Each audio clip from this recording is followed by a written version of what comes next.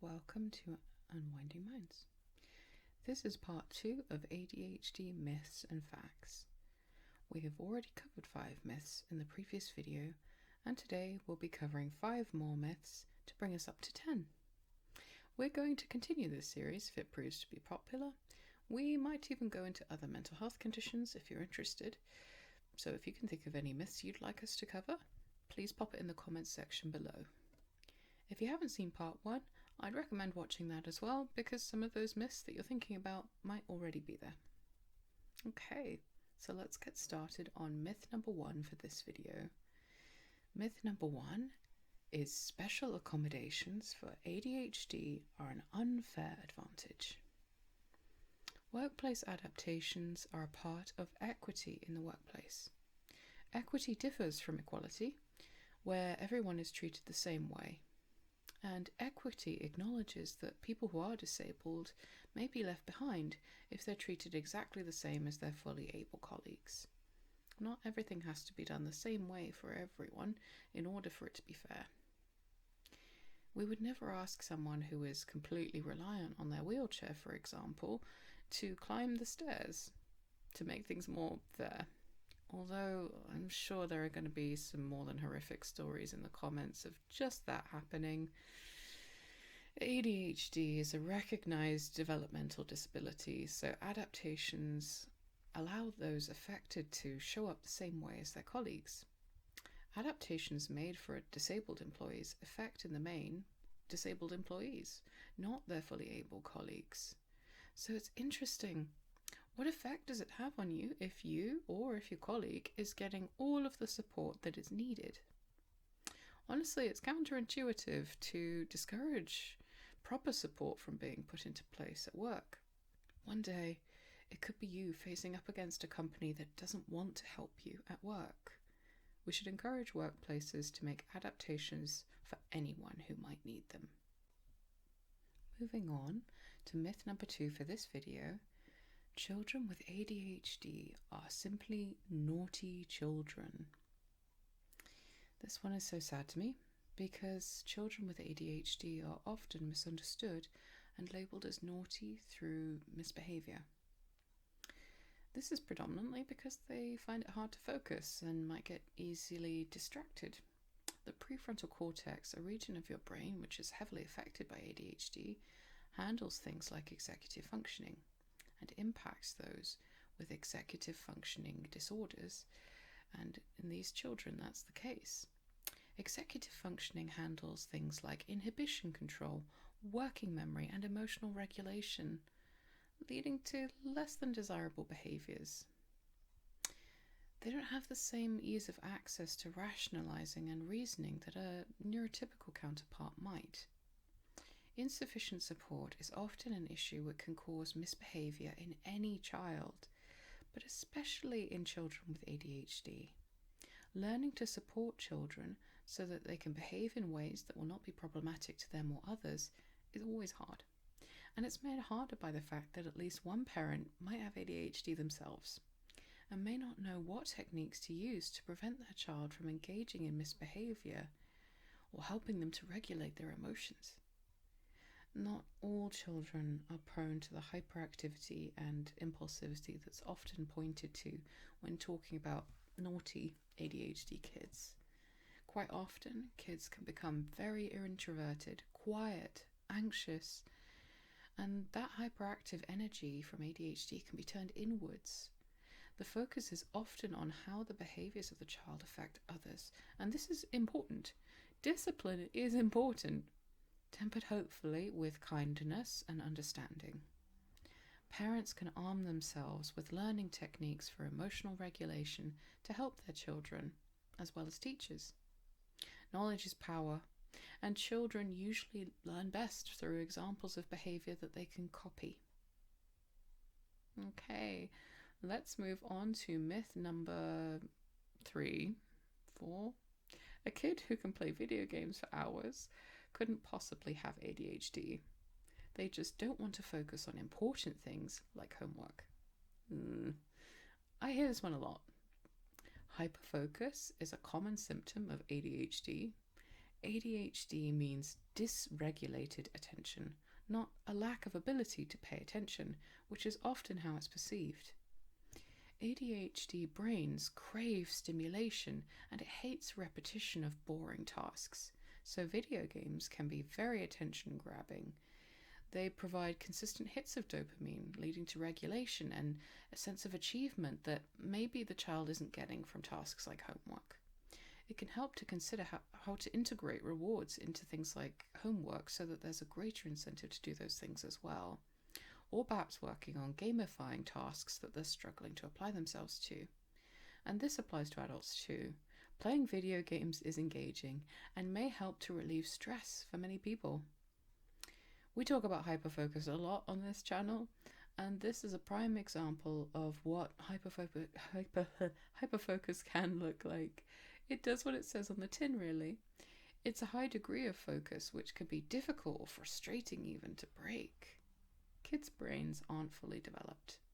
They haven't necessarily figured out yet how to regulate emotions, and might become really frustrated when disrupted in a task that is providing their brain with the energy needed to the dopaminergic centers of the brain.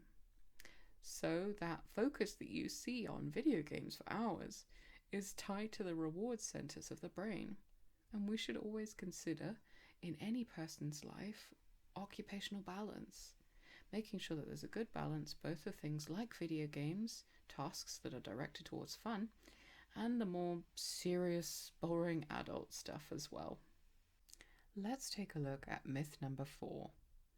ADHD medications are addictive, and people with ADHD are drug addicts. Another one that isn't reflected by the numbers. Statistics reflect that therapeutic use of stimulant medications for ADHD prevents addiction to controlled substances, particularly in children and in young adults. Lack of diagnosis may increase the likelihood that children or young adults rely on controlled substances or recreational drugs to have more control over their symptoms. Many doctors even might have concerns about ADHD stimulant medications being gateway drugs, and that medicating young people with ADHD might increase the probability of creating substance use disorders. The research does not reflect this, though. I've linked some research in the description that I was reading about this, but the conclusion to the research is this. Non-managed, that is unmedicated ADHD, poses significant adverse long-term outcomes, including a greater prevalence of substance abuse. And the study also says that one analysis looking at individuals with untreated ADHD compared to treated ADHD showed that non-treatment of ADHD led to the worst long-term outcomes. Notably, an increase in substance abuse was noted in the unmanaged ADHD group. All of that to say, the numbers suggest that ADHDers will find a way of medicating themselves to control symptoms when they're struggling, whether a doctor helps them or not. I shudder to think of how many adults are in prison right now because of impulsivity, drug use, or destructive tendencies that could have been curbed with appropriate treatment and care. Let's move on to the final myth on this list. Myth number 5. ADHD is caused by poor diet or excess sugar. Oh god, this one is everywhere at the moment. Diet plays a really major role in overall health and well-being. We all know that. Health and well-being are really huge focuses in the social media era. I'm convinced it's not good for anybody to be hearing it all the time. And I don't know about you, but I barely go a day without hearing about some extreme diet, eating only meat or no meat or lots of fiber or fasting, etc. We've become really obsessive about our health in terms of food, and this affects how many people look at health and at eating. Eating is seen by many as a choice or series of choices that affect your health. Ergo, your health is mostly influenced by dietary choices, and it's your fault if you have an illness of any kind because of your diet. There's a lot to unpack in that line of thinking, but this is already a long video. Dietary factors have a huge effect on health and well-being, but there's a bit of a neurotic focus on food as being the demonic cause of all ills at the moment. Eating a healthy diet is good for your long-term health, and certainly eating foods that don't nourish your body causes long-term health problems in the majority of people. Does sugar or a poor diet cause ADHD though? Well, no, the research does not indicate that. ADHD is a neurodevelopmental disorder and is likely present at birth, though more research is needed. High consumption of sugar in particular is a common factor amongst ADHDers, but this is likely to do with the increase of dopamine in the brain when consuming sugar, and it may even be an attempt to self-medicate to address the balance of these neurotransmitters in the brain. This can make some people's ADHD symptoms worse as they become less sensitive to feel-good hormones in the brain over time, which can lead to overeating things with lots of sugar. So if you have ADHD, it's good to look into how diet can affect your symptoms. There's a great channel that I can't recommend highly enough called NutriMind Coach. She is fantastic and combats a huge bulk of misinformation online about diet and ADHD. And she talks extensively about the ways that you can eat to support your brain chemistry. It's really worth checking her out. She is just fab. It's important to recognize that those with ADHD struggle with impulse control more than their neurotypical counterparts. And this might also lead to poor dietary choices. I think that this myth might have things a little backwards. Adults observe another adult with ADHD who makes poor dietary choices, perhaps because of that increase of impulsivity, and then they make a deduction that the other adult must be struggling with ADHD because of that series of dietary choices, rather than seeing it as a sign that the ADHDer is struggling, potentially due to brain differences.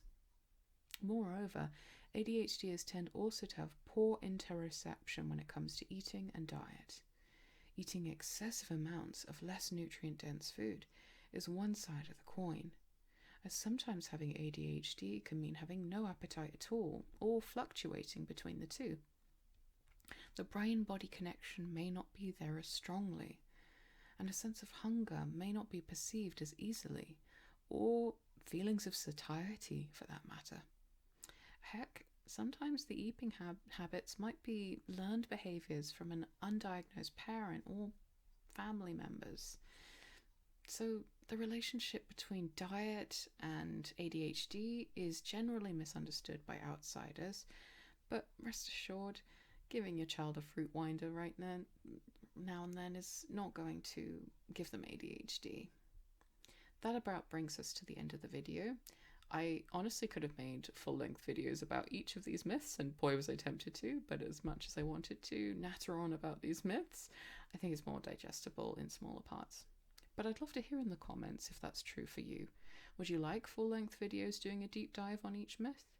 Perhaps using the comments we can hear more about these kinds of myths and understandings or misunderstandings and address them in another video. We talk about all sorts to do with mental health on the channel, chronic illness and disability as well. So if you've enjoyed this video, please subscribe and turn on notifications so that you can see more. Thank you so much for joining us. Take care.